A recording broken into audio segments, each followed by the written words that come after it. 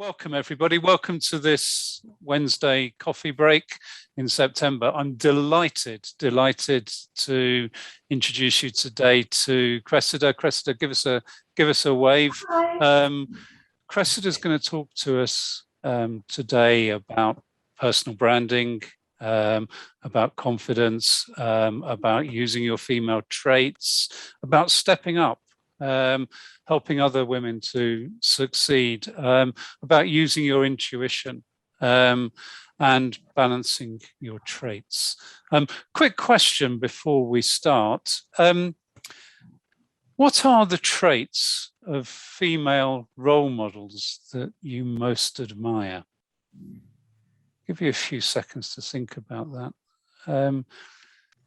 Are they empathy? Are they listening skills, or are they those masculine sides maybe that some female leaders exhibit? But when you look up at female leaders, what is it that inspires you about?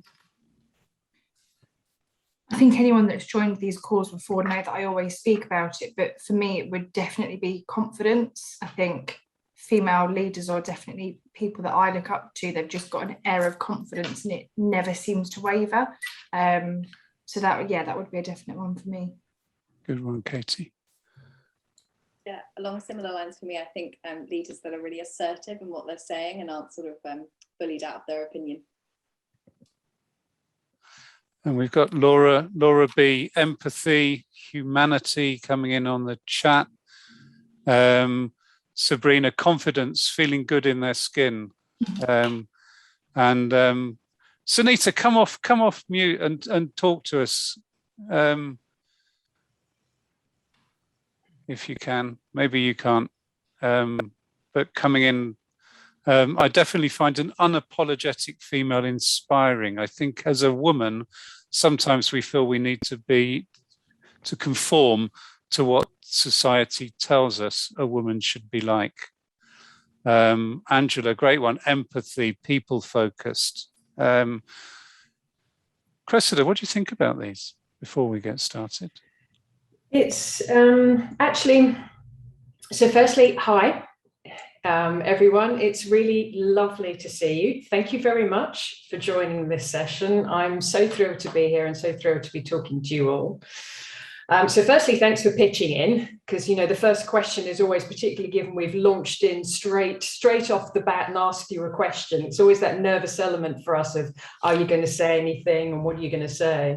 I mean, my observations are, I think confidence absolutely totally resonates with me, and that balance between a little bit of assertiveness, but actual quiet, calm confidence. And, and I put, Katie, to your comment, I put unwavering confidence, which I think is great, cool under pressure, ability to actually hold your own in the room. But at the same time, how you then also balance that with the empathy. Yeah, absolutely. Thanks, Gabby, there about women empowering other women. And I will talk to that. So hold that thought. Empathy, showing consideration of others, showing interest and respect for others as well. And actually, how we as women balance those two, which are typically the more masculine traits, not my definition, and the feminine traits. I'm interested, and sorry, Mark, I'm going to piggyback your great question. I'm interested in also asking you all, the traits that you admire, are they the same traits that you see in role models in your organization? So what are the traits that you see in the female leaders at the very top of your organization? Same, different? What are they? I'd love to hear that.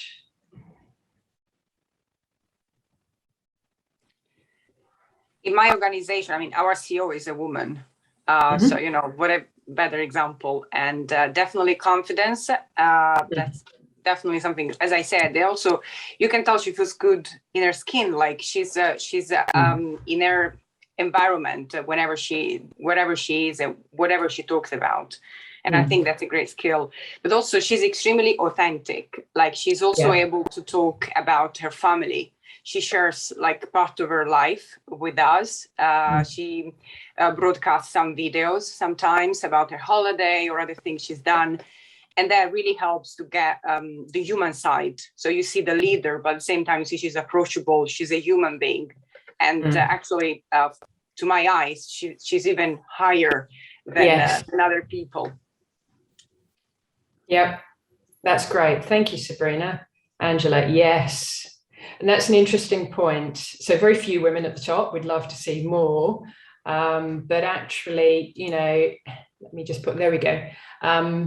Confident, but not much in the way of empathy. And Angela, I can resonate. That does resonate with me. I will talk to that when I talk through my career history. My experience was women who struggled perhaps a bit more with the empathy and the sharing, Sabrina, as you say, and actually being a bit more comfortable being out there and talking and being vulnerable. It was quite a lot of fair amount of confidence, fair amount of assertiveness, fair amount of kind of dominance, and actually, you know, slightly less of a balance. Anyone else have any thoughts?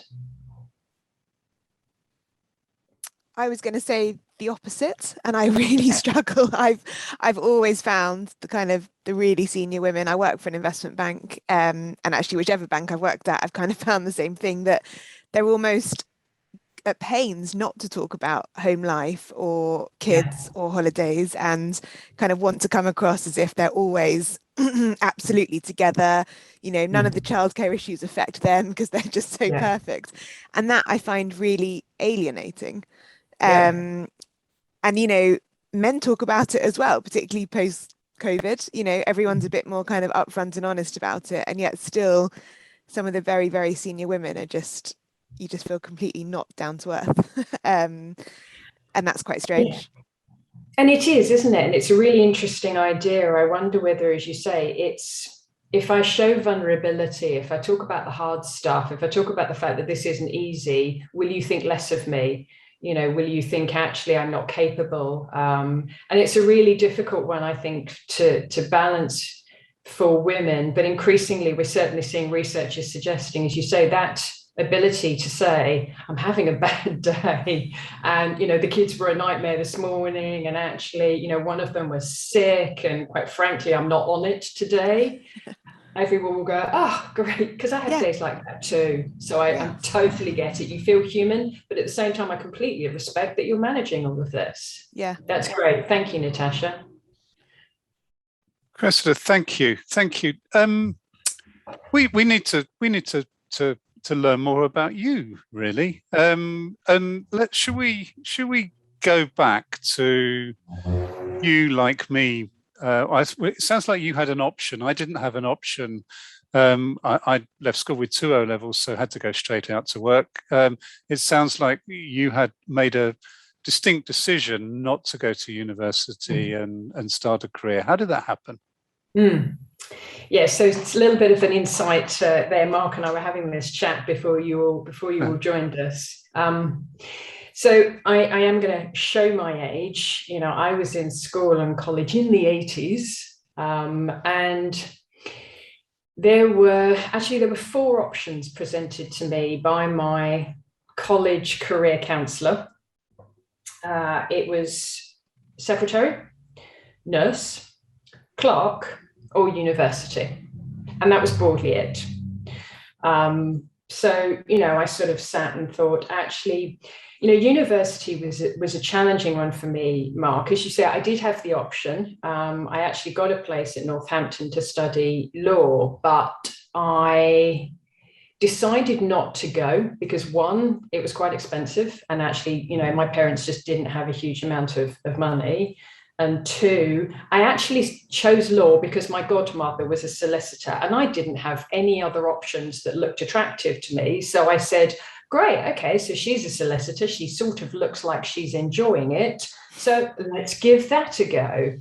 At which point I kind of, you know, went through the application process, and then somebody said, you do realize it's going to be 7 years of training to be a solicitor, and then you've got to be a really good solicitor. And I thought, do you know what, I'm just not sure if I love law that much, that actually it's something I'm going to apply myself for 7 years. And I also actually thought, you know what, I just want some independence, and I want some financial independence. So despite my father's massive amount of disappointment, I was reasonably headstrong and went, right, that's it. I'm going to go and get a job. And actually, Mark, I don't know what your experience was like. I literally got on a train from a little suburban town in Essex, went up to Liverpool Street, went to Liverpool Street Station, and then knocked on the door of every recruitment consultant within a 1 mile radius and said, here's my CV, please, can you figure out how to give me a job? So because it was the sort of area of the city, broadly the options were banking and insurance. I found the whole experience quite interesting. To validate what my career counsellor had said to me, of the 10, and I think it was 10 consultants that I knocked on the door of, 5 made me do a typing test. So there we were. It was back to this, you're a woman, you've got to be a secretary. And actually it was hilarious because I didn't have that much experience on computers. We had a computer room in our college that's barely anyone used, had enormous, great big monitors that you had to book out if you wanted to use a computer. My experience of using a computer was my dad's, and I'm showing my age here, Spectrum ZX, where I played a game called Horace and the Spiders on my Spectrum, my dad's Spectrum ZX. That was it. I didn't type, I didn't write big essays on the computer. We didn't do it back then. So I'm sitting in front of these people doing this typing test, and quite unsurprisingly, I was terrible. I was fast, but completely inaccurate. So I felt slightly puzzled about these stereotypes of, what is it that I had to do? But in the end, actually picked the one that broadly appealed most, which is to be a clerk. So I joined an asset management firm as a clerk. And that wasn't just any asset management firm. No. So, and it shows a little bit about my naivety when I was growing up and kind of not necessarily quite navigating the signs and the sort of the stereotypes. Actually, I joined a Korean bank. No particular rhyme or reason, but it was a Korean firm headquartered in Seoul, but London entity, very small, about 30 people in the firm. And I was a data entry clerk. I did, credit and lending tickets for 18 months, day in, day out, plugging these tickets in. And actually what was really interesting for me was starting to be aware of, as I said, the stereotypes and the kind of, roles that women were put in. So I'm going to give you a visual of this small Korean entity. We were based in Gresham Street.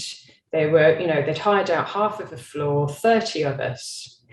Every single man in a leadership position was a Korean man, and they all sat literally in a row at the end of each of the functions. And then each of the functions was either a Korean woman or a white woman, and they were the clerks. And that was how we were all lined up. So, in lending, which was the area I was in, man at the end of the row, women all doing the clerks' jobs. Markets, same. Credit, the same. Trade finance, the same. Whatever it may be. So how did that make you feel? How did that make you think this is my lot, or this is wrong, or I'm going to prove, or? It didn't actually, weirdly, Mark, if I'm being perfectly honest, I didn't really start to figure out that something was wrong until I had a conversation with another woman. It was just how it was done. The Korean culture is obviously very, very hierarchical. Actually, it wasn't, what was interesting is it wasn't a particularly misogynistic or openly sexist. I mean, there was obviously open sexism in this whole setup, but actually the culture was a very nice culture. The men were very respectful of the women. So it wasn't your kind of trading floor type of scenario. I jumped from the Korean bank into a Japanese bank and got the trading type scenario, which I'll talk to you about in a second. So it wasn't really overt. And it wasn't until I actually had lunch with another woman who was in the operations space. And I said to her, I've been doing data entry for 12 months. I'm bored, want to go up a level. And she said, you're kidding, right? And I said, well, what do you mean? She said, well, you're never going to get that here. So why wouldn't I get that here? And she said, just look around you. Look across the floor. You have a place. I have a place. Women have a place. And you will not get to the end of the row. And she was absolutely right. The end of the row was reserved for the Korean men. So I thought, okay, well, this isn't really for me, because I don't want to be doing data entry for the rest of my life. And so I left. But it did take, actually, interestingly, Mark, somebody to point it out for me to go, oh, okay, I can see this isn't right. So I went from a Korean bank to a company called Bank of Tokyo, and who then subsequently, a few months into my tenure, merged with Mitsubishi Bank. Very different culture. I worked in operations, so I was typically what was referred to as back office back then, and was a typical markets environment in the 90s. And I don't know if any of you have attended the session with Kate Phillips a while back, and she talked about the fact she ran an equities desk on a trading floor in the 90s, and it was very much, stereotypical male-dominated environment, and that totally resonates with me. But I was a back office girl who came in, picked up trade tickets, settled trades, did that sort of thing. So actually, I'd gone from an organization that didn't have misogyny but had open sexism to a next organization which was sexist but slightly misogynistic as well. And, not everywhere, but you had traders who were lovely, and you had traders who, when you walked onto the floor, made you feel uncomfortable and were incredibly intimidating, and did it quite deliberately because they could. So I spent a few months there and then thought, right, okay, this isn't for me either. And then in 1996, I joined SG Warburgs, which then became Swiss Bank Corporation, which then became UBS. And that was probably the first organization that actually I started to feel really comfortable in. It really was an organization that actually was a meritocracy, and my gender, not overtly, made no difference to them and didn't hold me back. And actually what I started to experience at that time was, what I'm going to talk to you about in a little while, this idea of how to get the balance right between the masculine traits and the feminine traits. And I started to realize that there was a time and a place for confidence. There was a time and a place for assertiveness, but it had to be measured. And interestingly enough, I had an example where I went in all guns blazing. I got offered a role. I was there for 11, sort of just over 10 years, got offered a role at about halfway through my career, and, was full of confidence. It was a great role. I was really empowered. I was running fixed income operations, and I went in guns blazing, and I was, super confident, super assertive, dominated the room. And I got taken aside by he said, you might just want to think about tempering it a little bit, because actually you're kind of going in a bit guns blazing. And I was like, oh, okay, this is interesting. And I didn't necessarily temper it. I think we've lost Cressida, which is a shame. So I guess this is why I'm here, Katie, why you and I are here. Has anybody got that experience that Cressida had of their first day at work and suddenly realizing that maybe there are jobs for the boys and jobs for the girls, jobs for the men and jobs for the women? Yeah. Do you want to share that, Angela?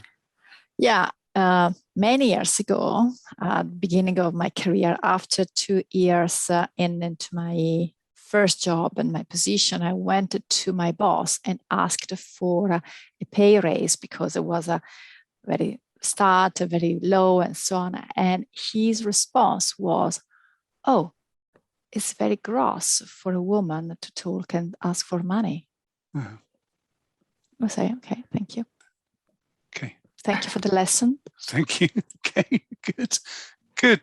That's an example, but and a great, was great, very great explicit. Example. Great example. We've got Cressida back. Cressida, sorry, we're just running in time. I dropped off. The modern challenges of the modern world. My example was I probably started work 10 years before Cressida, and there were still typing pools, and there were still switchboards, because men couldn't type in those days, of course. There were these typing pool areas where all the women were, the switchboard where all the women were, and these other areas where all the men were. Cressida, welcome back. Sorry about that. We didn't lose you for very long. Are you? Yeah, I will absolutely carry on. But before I do, actually, I was going to pick up on what Angela was saying. So I think I caught it. You asked, you wanted to negotiate your pay, and you got told, actually, broadly, this is completely inappropriate for you to do this as a woman. Did I get that right? Yeah. And what was your? Make sure. Yeah, there you go. You're off mute. What did you do with that? How did you respond? How did that make you feel? I said to him, "Thank you for telling me, but I'm paying my bills, so that's what I." And also, I think my job is worth more because you classified me as a secretary, but I'm not doing the work of a secretary. So there was also this other problem behind. But but clearly the conversation was not open conversation, so there was no point in discussing. So the conclusion for me was just, okay, I need to look for another job. That's it. Interesting.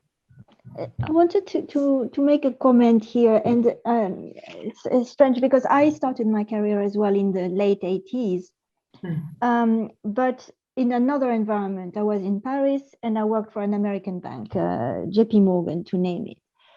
But then I didn't, starting my career in that environment, I didn't have that impression of men-women differences. There were women managers, etc.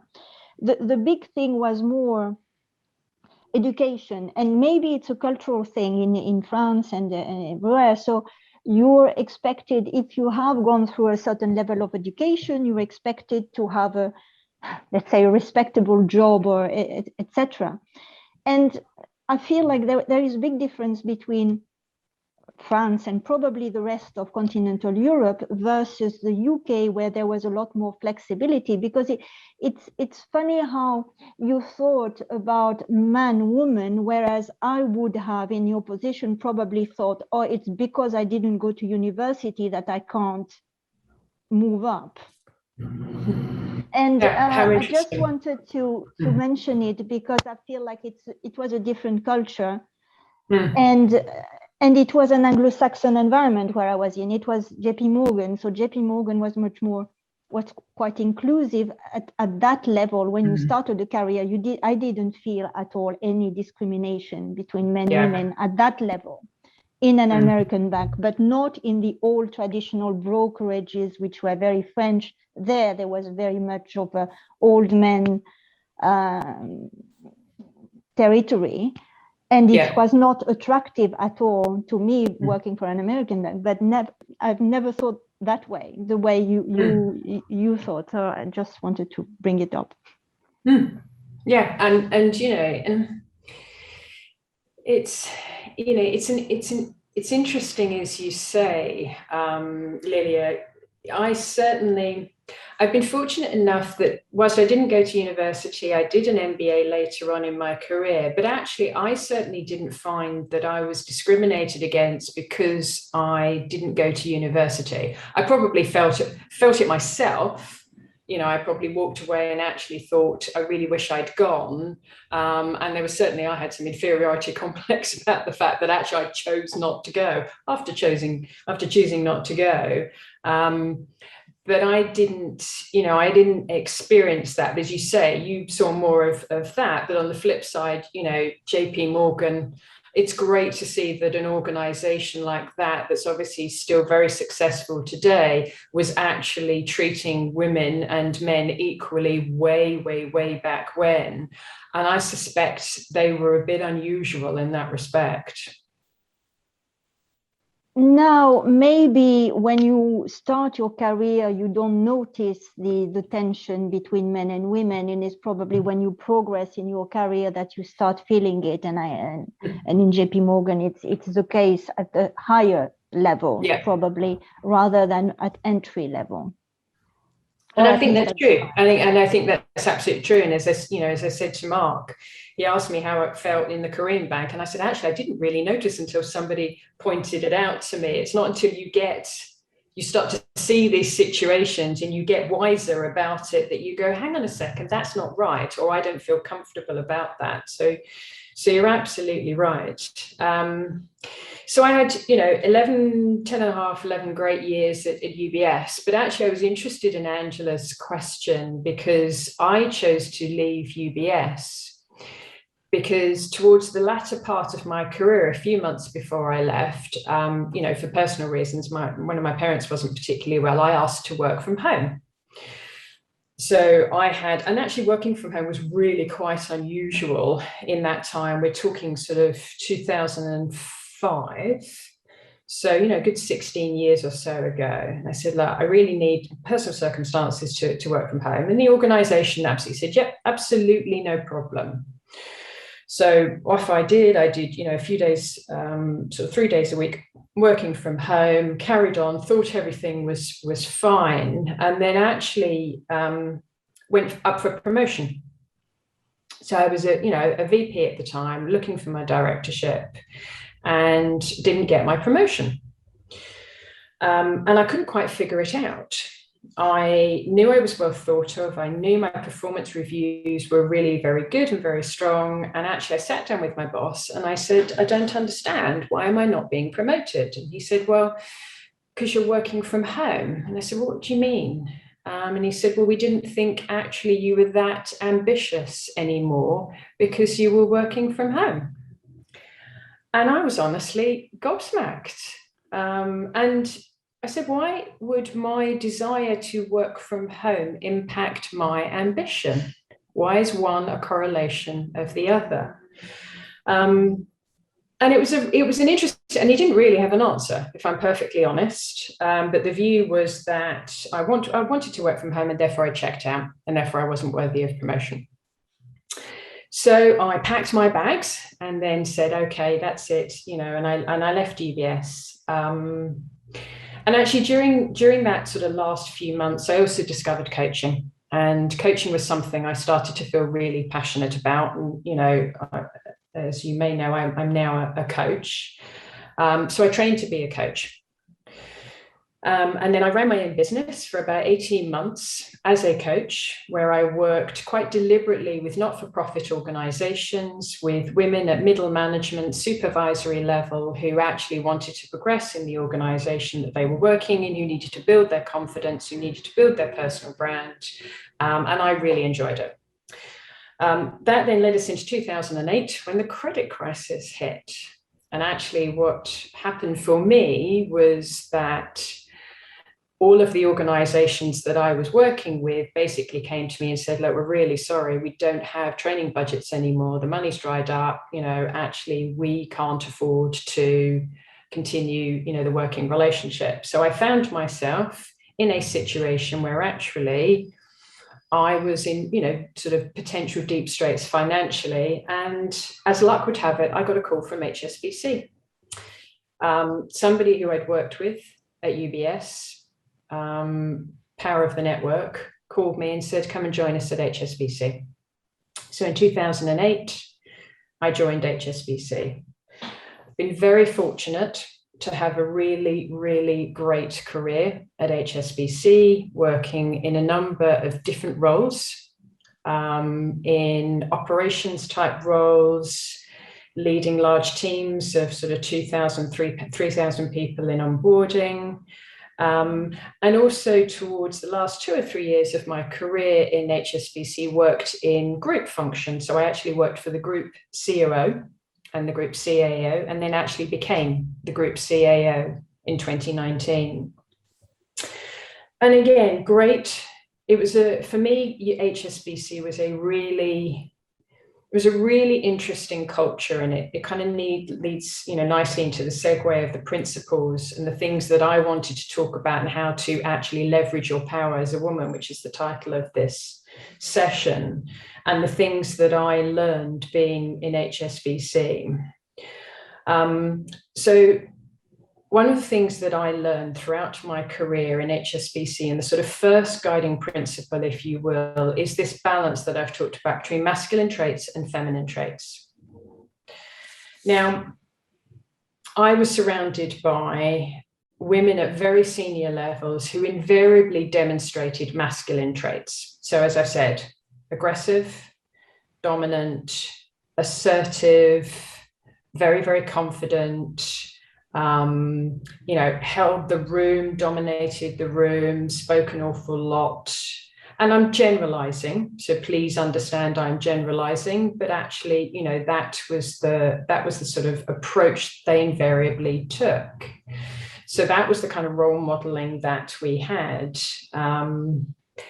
What I didn't see so much of was the feminine traits, the empathy, as we've talked a little bit about earlier, the vulnerability, active listening, and, kindness, consideration. Now, what's interesting here is, as we continue to change the culture in organizations, it's become increasingly clear that you have to get that balance right. So Stanford Graduate School of Business, did a study in, I think it was in 2011. They looked at 132 business school graduates over a period of 8 years. And actually what they worked out was that women who were able to demonstrate the confidence, the assertiveness, the dominance, but also temper it and show flexibility with empathy, active listening, asking questions, showing caring, were twice as likely to be promoted as a man and 3 times as likely to be promoted as a masculine woman. Again, masculine defined by their traits. So we know that actually research suggests that we need to get that balance right. So one of the ways that I've seen this work particularly effectively, so I'm going to talk you through this case study, was when I worked in group at HSBC. So as I said, I worked for the COO. The COO every year held 4 offsites where everybody got together. The whole point was to build the community, to network, to bond, and to find out what was going on, what we needed to know, review the strategy, work out whether we were on track or and so on. And actually what I found really interesting that then supported my view of this research was there were 2 women in the room when we went to these offsites, and they were very, very dominant. They were always asking questions, / stating their position. They talked a lot about what they had achieved, what their team had done, how positive it was. They challenged, and they, between them, took a good lion's share of the sort of content in the meetings. And at first, I was actually really quite effective. For day 1 of a 3-day offsite, and this happened every single time. Day 1, everybody listened. They really got their points across. They were really quite impressive. Everybody paid attention. And then actually what started to happen as the first day went on was people started to zone out a little bit, talk a little bit over them, start to interject a little bit more, dismiss a little bit what they had to say. There was the occasional exchange of rolling of eyes that I noticed around the room, as actually they started to, this approach just became gradually over time less and less effective, because actually people in the end were like, enough already, I've got it. What I then noticed was a woman that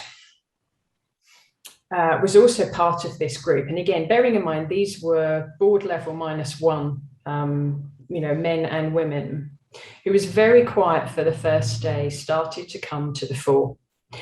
And actually the way that she did it was by asking really good questions. She didn't talk about her. She didn't talk about her team and brag about what had been going on. She actually asked really good questions. She'd done her homework on the content, because we all had to read the packs before the offsites. And she managed to really get into, subtle challenging. So, for example, when we went through budget numbers and we knew that actually, we weren't going to hit the budget numbers, she would ask some questions around that. Well, what is it that we need to do? Why haven't we been able to do that? We're a group of senior people. Why can't we be more effective at that? I've looked at this number and I don't believe that's right, and so on and so forth. So she asked really good questions that were not confrontational, but were very, very smart. So this idea of asking questions is a feminine trait. So I saw firsthand how this woman actually used feminine trait very effectively. And honestly, it was amazing. The whole room just started to position themselves towards her. And then when we came in on day 2, she practically, it was like she didn't even say anything, but she sat down and everybody was sort of looking for her to lead.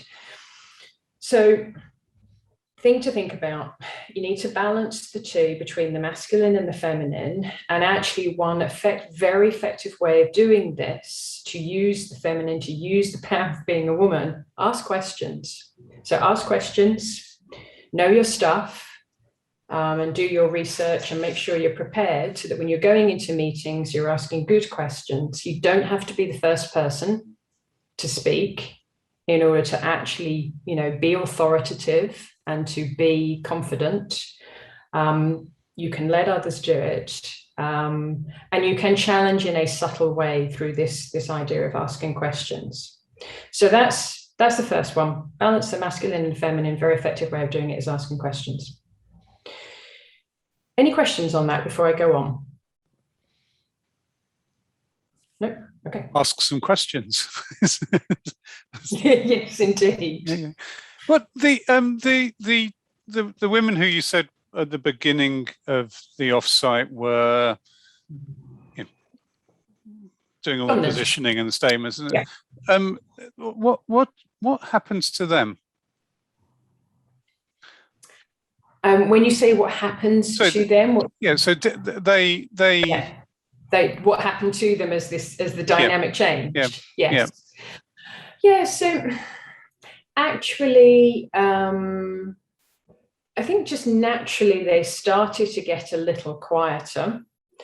And, it's like any typical offsite, I think, normally more extrovert dominant people tend to dominate on day 1, and the introverts come in sort of on day 2 and day 3. So they simply rolled it back a little bit. They still dominated to a certain degree, but actually, they just got quieter. And I think it became obvious, certainly to one of them, because I watched her go through this emotional journey. It was almost out for everyone to see if actually this approach isn't necessarily particularly effective. And, they just naturally acquiesced to the woman that was asking questions. So it was really quite interesting. They talk about sort of water finding its own level, but everyone sort of settled down a little, and actually it became a much more constructive offsite when they weren't dominating the room.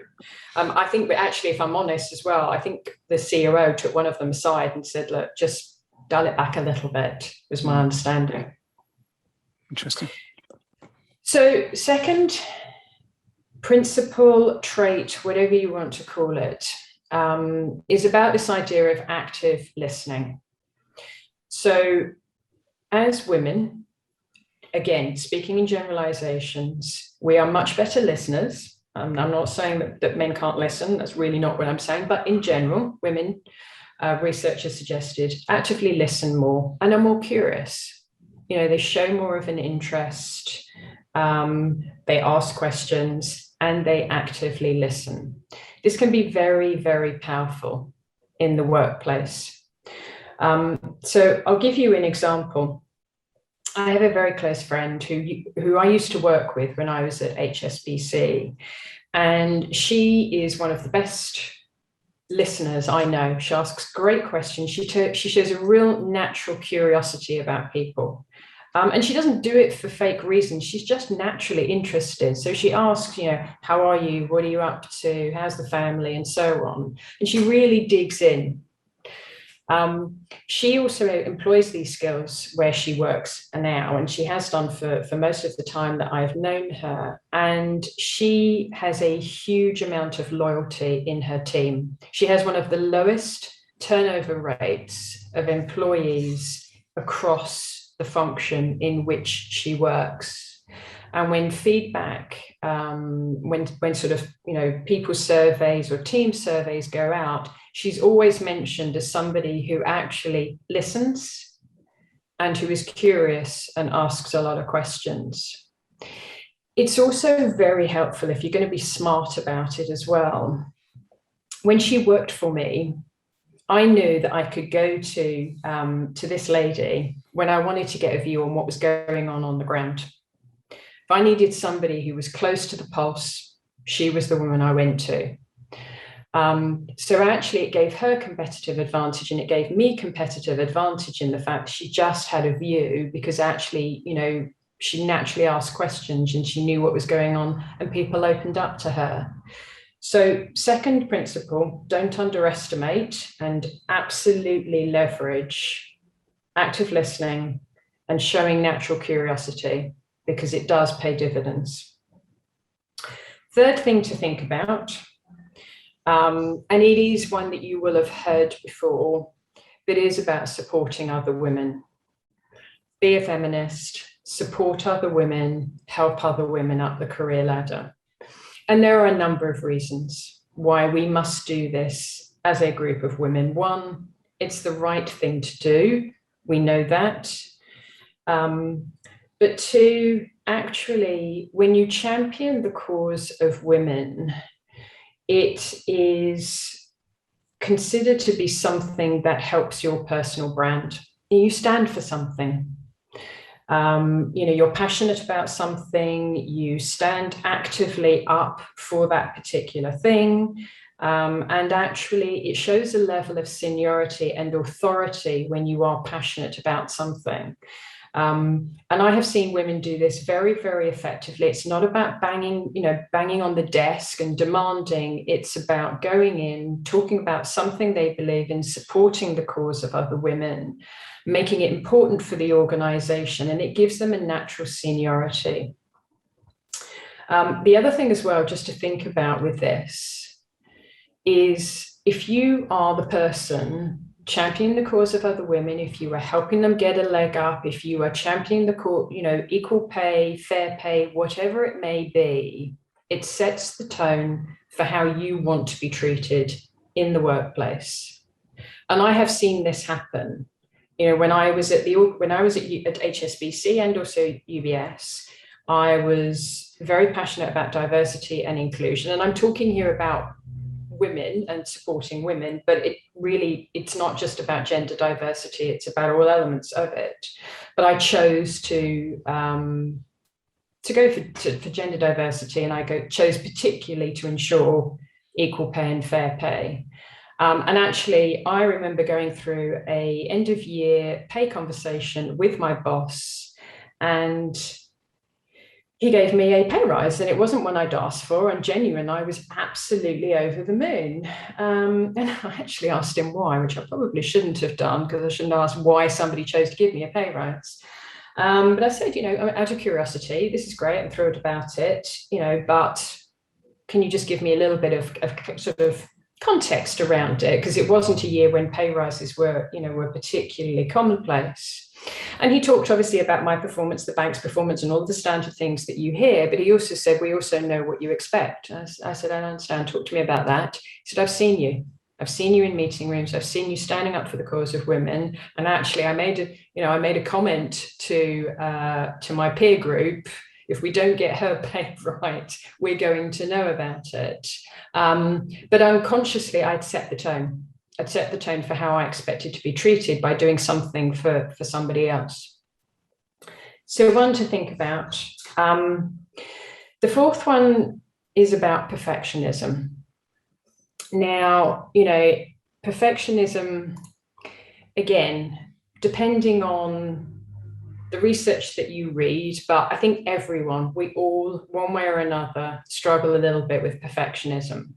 But again, in general, research suggests that women tend to be perfectionists, and it's something that we really struggle with. But I want you to flip this on its head.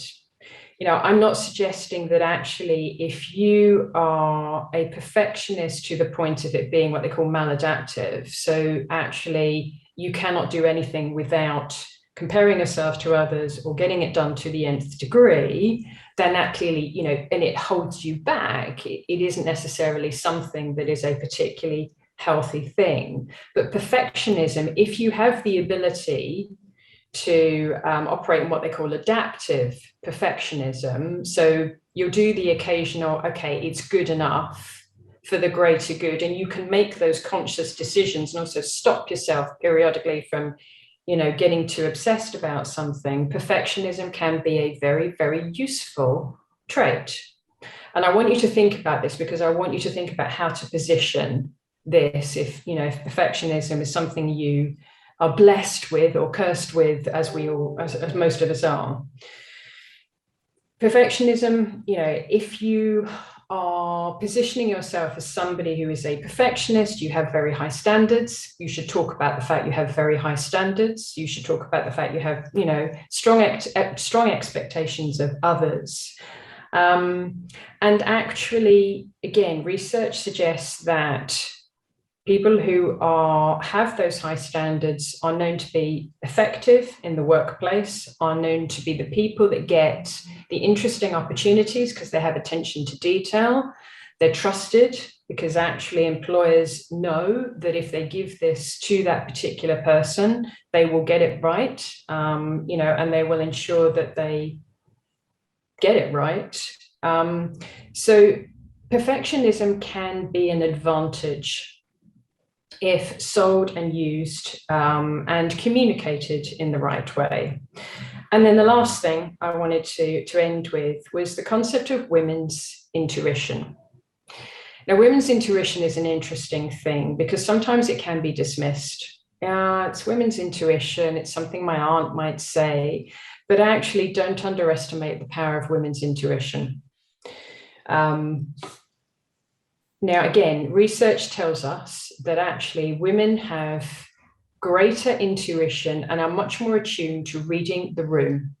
They can see the nonverbal cues, they can tell, to a certain degree what people are feeling around the room, they can make judgment calls, they can adapt, and they can change their style to actually read the room and to read the mood of the room. So, my kind of sort of closing comment is use your women's intuition. It is an incredibly valuable trait to have, and trust it. Again, research suggested it's a very, very useful trait. I'm conscious I've probably gone a little bit longer than I was expecting to, Mark, so I'm going to end it there. Cressida, thank you. Interesting. Balancing traits, using your advantages, stepping up to help other women, perfectionism and intuition. Do you use them in that order, or are they a mix? I would certainly say the first one around balancing the masculine traits with the feminine traits was deliberately number one. Mm-hmm. So yeah, good observation. The rest, no particular order, but if the one message I would like this audience to take away is, there's a place for both, and think about how you demonstrate both and how you merge both. Brilliant. Cressida, thank you. Have we got any questions, any thoughts, any comments? Anyone want to share anything?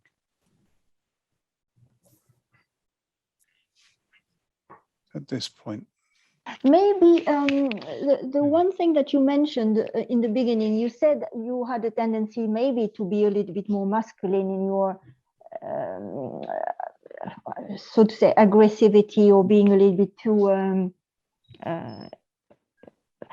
to have more masculine traits in the beginning of your career, and then you shifted. And how was the transition, and how did you manage to get to a point of balance? Hard, Lilia, I will tell you. It was hard. I grew up in and it's so great when I asked the question around what do you see in leaders at the very beginning of this call. I was so pleased that actually there was somebody who said, we've got this female leader and she's so vulnerable and she's so open. That just wasn't the norm, Lilia, when I grew up. So what I saw was masculine is good, and I followed that. The transition to actually showing my softer side, for want of a better expression, was difficult, because actually, it made me feel vulnerable. And I did go through, we talked about it earlier. If you're vulnerable, does that mean that people might think less of you, might respect you less, might think you're less capable if you talk about, actually, I'm having a bad day. So I had to learn to be much more vulnerable. I had to and kind of get comfortable with that. I, as somebody who actually is a natural introvert, spending time with people, understanding what was going on for them was actually quite difficult for me. Not because I didn't care. That wasn't it at all. It was just making small talk was my worst nightmare. I really didn't enjoy it. So actually, I made myself get to know my team a bit more, to have a conversation, to talk to them and ask them questions about how they were, what was going on for them, and to talk a little bit about myself and my home life, which, was a standard joke. I never talked about my home life either. Over time, and when I say over time, Lilia, 2-3+ years, it didn't happen overnight. It became easier. And then I just got better feedback, and I liked myself more, being a better balance. And I realized that actually by showing some of those feminine traits, people didn't respect me any less. And in actual fact, to, the point made brilliantly earlier, they went, okay, she's human, and that's great. So I'm going to say thank you very much. It's been an absolute pleasure. If anybody wants to contact you, I think your details are on the website or through Katie.